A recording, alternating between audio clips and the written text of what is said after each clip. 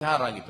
Tapi yang jelas Bapak Ibu sekalian, kesalahan-kesalahan yang kita lakukan, maka lebih baik kita tasatur, nutupin aib itu. Dan jangan ceritain ya.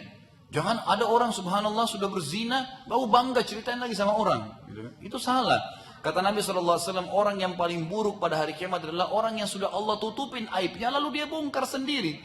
Tadi malam sudah zina nih, Allah tutupin, satu malam gak ada yang tahu kalau dia berzina. Besok pagi cerita sama teman-temannya, dia buka sendiri aibnya. Jangan, tutupin aib itu kan aib kita. Gitu kan?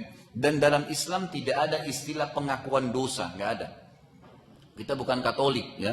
Datang ngaku saya sudah berdosa begini, saya sudah buat begini, nggak ada dalam Islam. Tutupin, istighfar kepada Allah, selesai. Kalau berhubungan dosa itu dengan manusia, kembalikan haknya. Mencuri kah, menggibah kah, perbaikin namanya, kembalikan haknya dan sambil taubat kepada Allah Subhanahu wa taala. Jadi kisah itu adalah sesuatu yang maksimal nanti terakhir. Dan perlu juga Anda tahu Bapak Ibu sekalian, sudah pernah saya jelaskan ini, tapi saya ingatkan kembali. Kisas itu dalam Islam, Allah mengatakan dalam ayat, walakum fil qisasi hayatun ya ulil albab. Di kisas itu, potong tangan, penggal kepala, ada kemakmuran kehidupan bagi kalian. Kalau kalian pernah berpikir, Bapak Ibu sekalian, orang yang mengatakan pencuri dipotong tangannya kejam, itu orang yang belum pernah menghadapi kecurian. Coba kalau Bapak Ibu lagi pulang ke rumah, la qadarallah, terus pencurinya lagi bawa barang. Ada pisau sebelah kita, apa yang kita buat? Mungkin dilempar, bukan dipotong tangannya, dilempar sama pisau, kan gitu. Mungkin kalau kita dengar, oh si fulan yang mencuri, mungkin kalau dia tidak ada keluarganya, mungkin kerabatnya, mungkin sukunya, perang antara suku gara-gara dia mencuri. Itu kalau hukum manusia, hukum rimba gitu kan. Tapi kalau hukum Allah tidak, tangkap dia, kasih pemerintah dipotong. Bapak Ibu tahu kan, pernah saya jelasin potong tangan, itu malam Jumat diiklanin di Saudi. Semuanya, TV, radio, koran-koran, Fulan bin Fulan telah mencuri di toko ini, toko emas ini, di rumah ini. Ceritakan kronologisnya, dia sudah kena ayat Allah. Pencuri laki-laki, perempuan dipotong tangannya dan jangan kalian ya menganggap potonglah tangannya sebagai balasan dari perbuatan mereka. Baik. Didatangkan besok ada mobil ambulan, ada mobil penjara, ada mobil pengadilan. Mobil penjara yang bawa dia, mobil pengadilan yang buat laporan ke kerajaan, mobil ambulan yang akan bawa dia kalau sudah dipotong tangannya. Bukan dibiarin mati di situ, gitu kan? Baik, ditaruh tangannya Bapak Ibu sekalian dipotong sama algojonya. Dan perlu Anda tahu juga di Saudi ini, yang jadi algojo itu satu keturunan.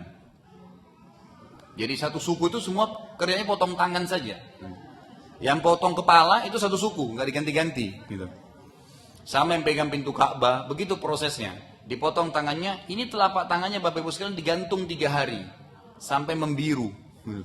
Kira-kira kalau ada orang yang niat mau mencuri lewat di situ, kira-kira apa yang dia bilang kalau dia tangan digantung? Kalau saya mencuri tangan saya seperti itu, kan gitu. Berhenti mencuri nggak jadi. Makanya di Saudi itu sampai sekarang kalau mobil Mercy, mobil-mobil mewah diparkir pinggir jalan sampai debu-debu. Pernah lihat nggak kalau yang haji umroh? Nggak ada yang berani sentuh. Coba di Indonesia, hilang peleknya, hilang spionnya. Di lampu merah itu loh kasus kemarin, mobil Alphard itu bisa lagi lampu merah, dipatahin spionnya, lari dicuri. Subhanallah. Kalau orang begini ada kisos tangan, berhenti, nggak ada yang berani gitu. Gak ada yang berani. Kalau kita sekarang kan mencuri pagi, sogok siangnya, malamnya keluar. Selesai urusannya. Itu faktanya gitu kan. Jadi kalau kita terapkan itu luar biasa. Tapi kita dahulukan dengan tasatur tadi dengan tanasuh, nasihatin. Kemudian kalau memang kasusnya sampai besar dan itu memang dilihat efeknya berbahaya bagi dia, memang dia seorang koruptor besar dan itu memang lain, dikisos memang. Jadi pelajaran buat orang-orang lain. Sama juga sebagai penutup Bapak Ibu sekalian sudah 10:30 ya.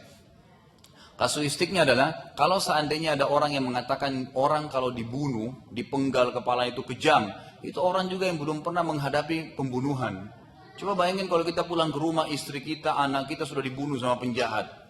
Gimana itu perasaan kita, gitu kan?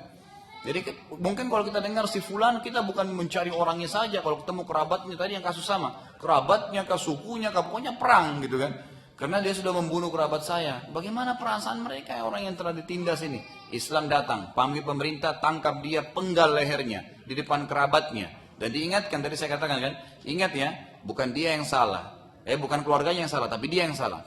Dia bunuh keluargamu, kami akan bunuh depan matamu. Terserah, mau maafin atau tidak. Kan gitu. Itu kasuistiknya. Gitu.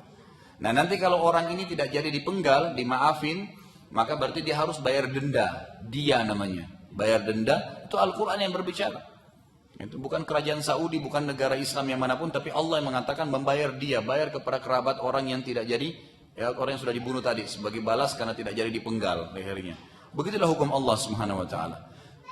Ya, mudah-mudahan Bapak Ibu sekalian Allah SWT membukakan hati kita untuk bisa menerapkan hukumnya dan juga menghilangkan fanatisme yang sebenarnya bukan pada tempatnya dalam diri setiap muslim, sehingga kita berada dimanapun di muka bumi kita tahu kita adalah seorang muslim, semua yang syahadat adalah saudara saya dan tidak ada batas antara kita semuanya.